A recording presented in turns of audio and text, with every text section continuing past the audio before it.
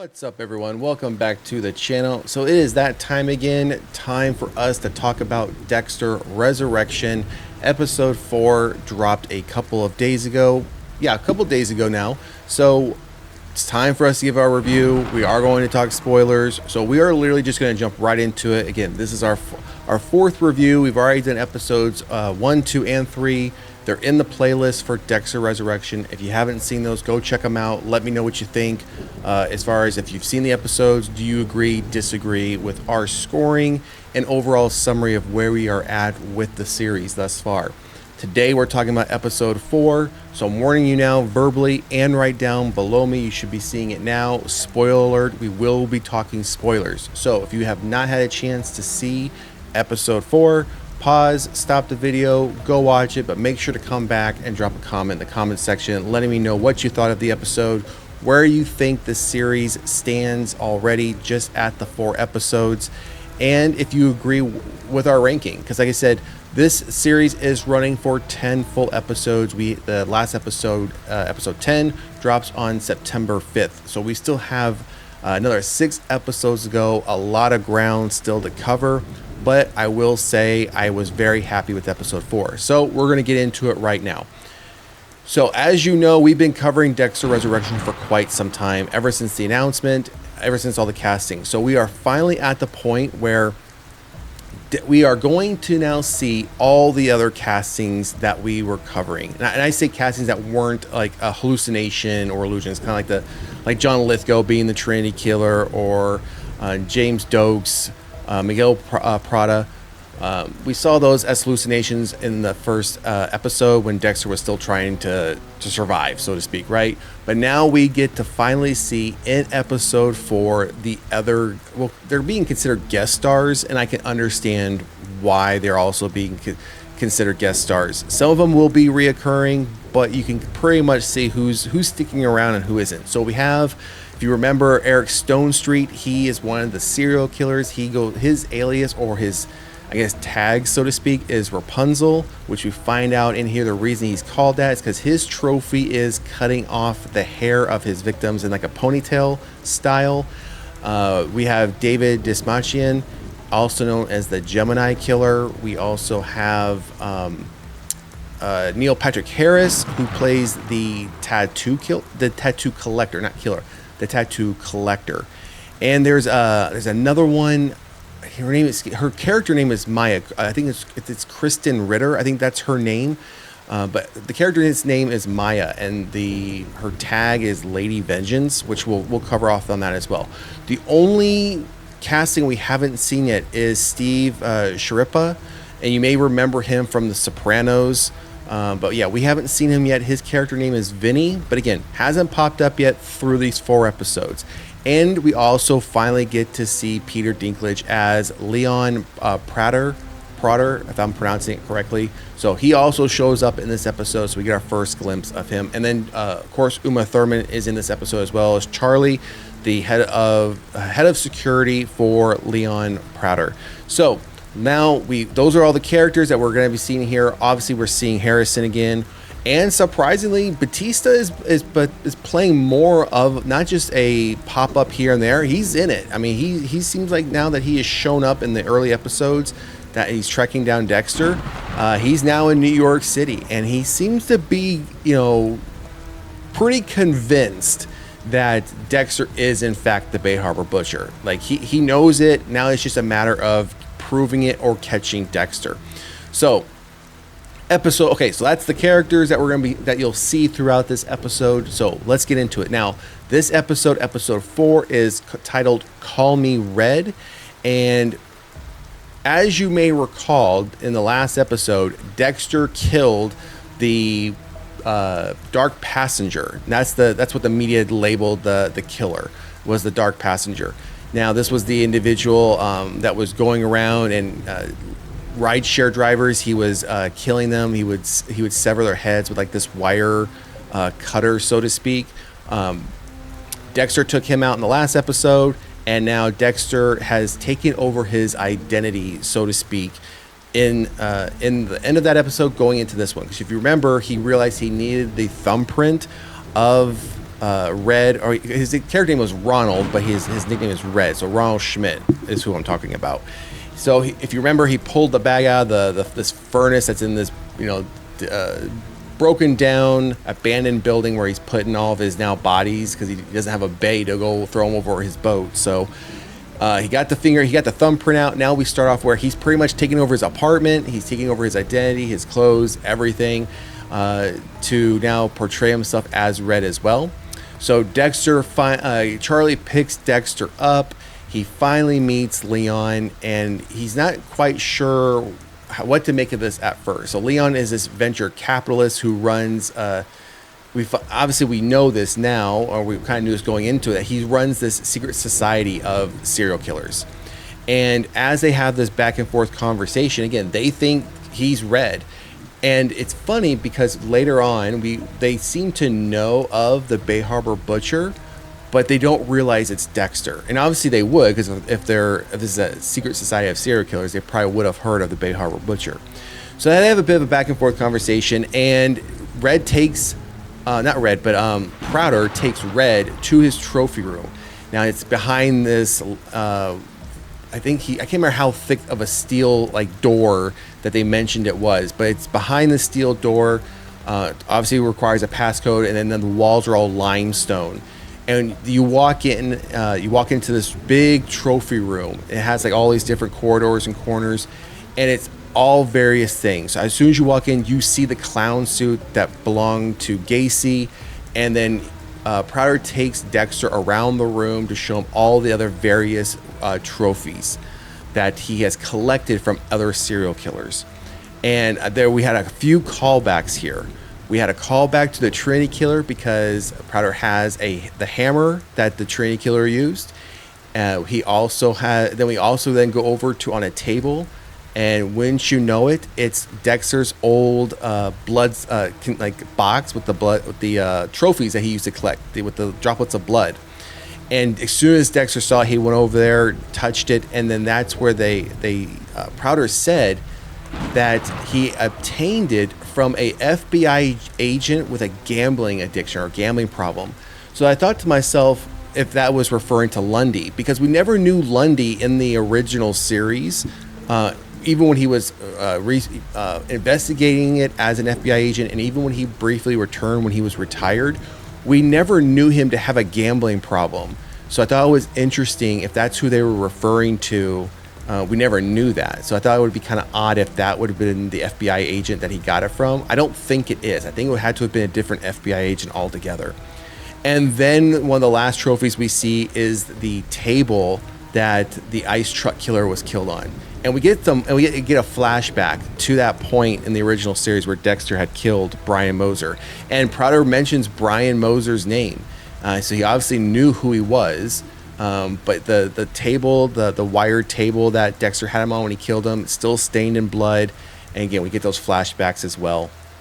So those are some nice callbacks, I thought, as far as the original series. So as everyone starts to show up to this dinner party, Dexter takes a liking. He first meets Maya, and he starts to take a connection with her. And at first, not for her, wasn't so much, but later on the episode, she starts to get more of a connection with him as well.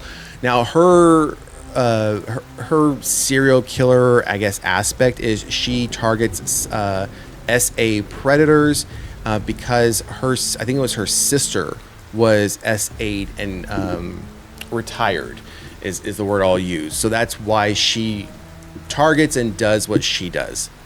So one of the other killers or serial killers in this is played by Neil Patrick Harris, which is the tattoo collector. Now he mentions that he has a victim. He doesn't seem to be from New York because he says he's only in town for a couple weeks, and he has a new target that he's going to be going after because of the type of tattoo that she has or she's getting. He wants it for his collection. And I will say for Neil Patrick Harris, if you've seen How I Met Your Mother, it seemed like he was playing that's almost that same type of character. Like when I saw him, like, oh, well, he's acting like Barney Stinson, but as a serial killer. Like some of his mannerisms, how he acted, how he spoke, and kind of responded, it was very much just a more sadistic version of Barney Stinson. It was the immediate reaction I had to him.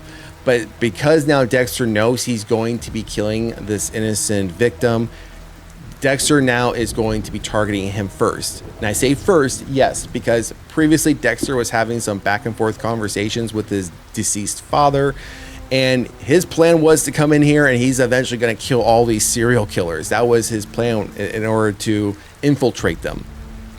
And he does. But before he does, we can now start jumping now, right? Because as we've done before, we've been jumping from Dexter's story to Harrison's story.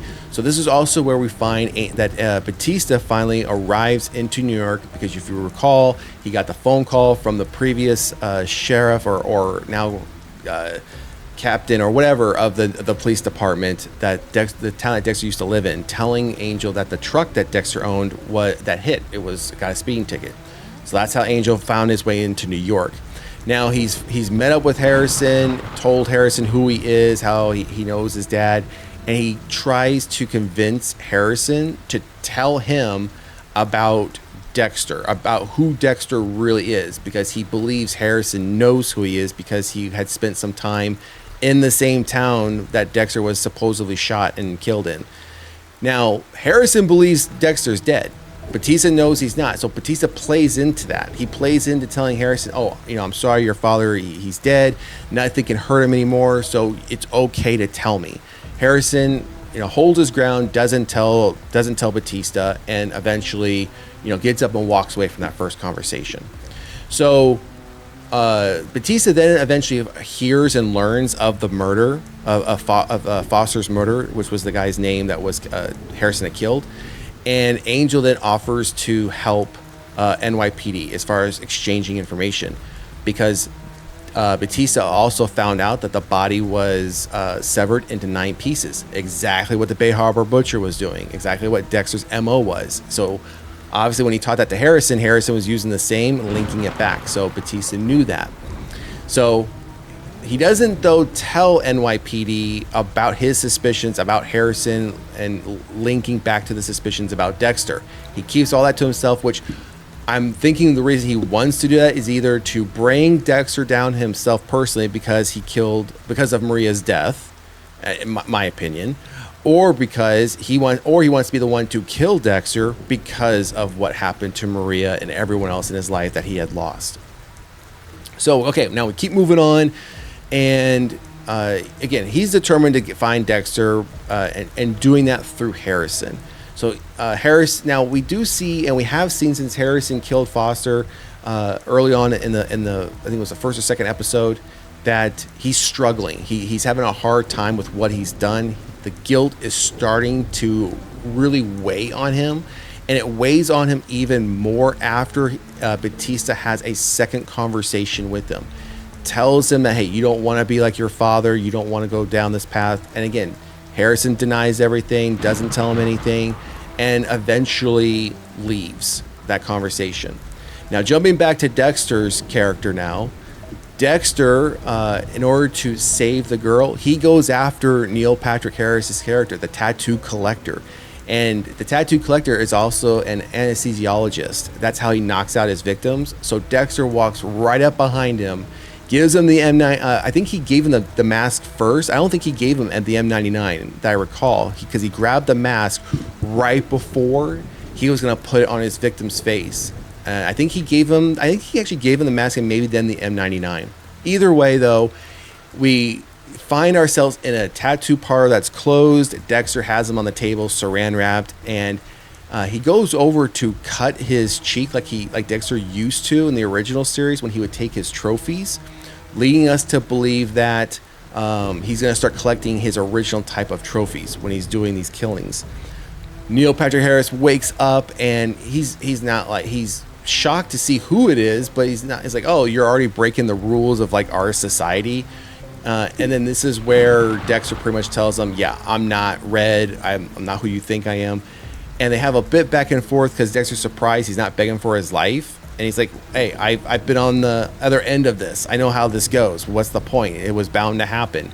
And right before Dexter retires him, Dexter tells him he's the Bay Harbor Butcher. And Neil Patrick Harris' face goes into shock, and he was about to say something, but Dexter retires him. So you can tell he knew exactly who the Bay Harbor Butcher was, had heard of him, and was shocked that it was the Bay Harbor Butcher standing in front of him, or standing next to him, getting ready to kill him.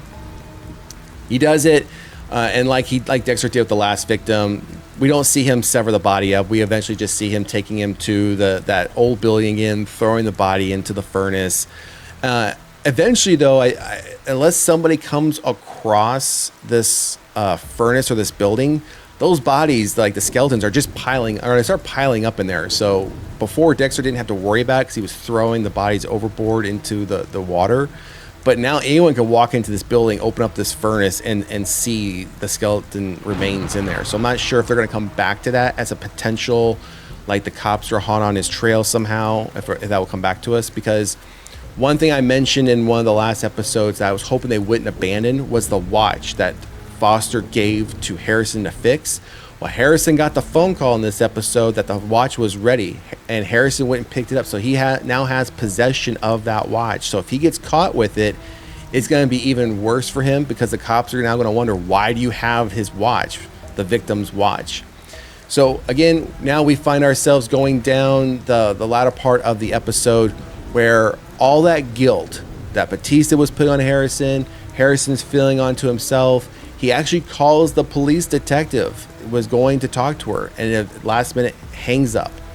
Then as the episode comes to a conclusion, Harrison has now walked to the police station. He's standing outside, getting ready to walk in there and turn himself in because he can't handle the guilt anymore. And then next thing you know, hand on shoulder, he hears his name, turns around, and it's Dexter. And you can see complete shock in his face when he says dad or something like that. And then the episode comes to a conclusion. So now Harrison knows Dexter is in fact not dead. So two things, because when he left that town after shooting him, he thought he was dead. Of course, we all did as well at the time. And he now knows Batista lied to him, telling him Dexter was dead, trying to get him to confess. So that's where we're at with episode 4. Overall, this felt for me more of like a true Dexter. We got to see Dexter in his own element. He's got another victim wrapped to the table. He's collecting his old original trophies because he took a piece of glass from this picture on the wall, from this frame, broke it. When he took Neil Patrick Harrison's blood, he put it between the two pieces of glass, and kind of got made fun of for that being his trophy. But of course, none of them know that he also worked in forensics as well, as part of probably leading into the reason why he also does as a collection or a trophy. But yeah, it definitely felt more like true Dexter from the original series. That's what this episode felt like. So I would be giving this one a 4.5 out of 5. I think I enjoyed this episode more so than the previous 3. Overall, for the series, I still think it's sitting at a 4 for me, a solid 4. I'm hoping, based on how episode 4 went, that the rest of the next 6 episodes are going to start ramping up. And one, we're going to see the fallout from a couple things. We're going to see the fallout from Dexter killing one of the other serial killers that was sitting at that table, because they're all going to probably start to wonder, hey, we had all these things there's supposed to be a number of things that are going to happen in a 2-week time period. That's why they're all there together. That's why they've all been kind of called there for this 2-week time period. So I think it's going to be kind of odd that Dexter shows up as somebody else on day 1, and then the very next day, one of the other killers is now been killed. So I'm thinking that they might immediately look at Dexter as the potential person who's done it. If they don't do it in the very next episode, it's going to have to come down to probably episode 6, because the next episode is called Murder Horny, and then after that it's Cats and Mouse. So I'm thinking at some point, even in Cats and Mouse, Batista is going to start showing up more and pressuring more.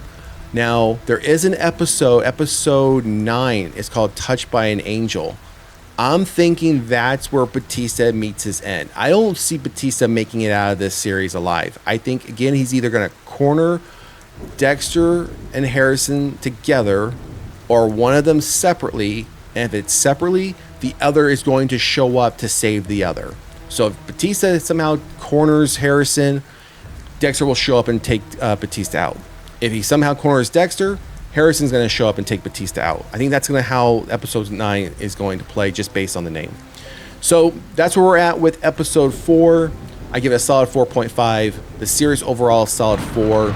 Again, this felt more like original, the early series of Dexter, very much like what I was expecting, what I do expect to see from a series like this. So again, hopefully then the next 6 episodes keep ramping it up, keep building on this. I don't want to see a filler episode. I don't want to see them waste any time just telling some additional stories about people that just don't matter. I want them to keep building on this, because this is what I want to see from Dexter, a Dexter TV series. So anyways, that's going to do it for this review of episode 4 for Dexter Resurrection. Again, the name of the episode is Call Me Red. Came out this past Friday. Now the next one again is called Murder Horny. Comes out August 1st, and then we will wait a couple days before doing the next review for episode 5.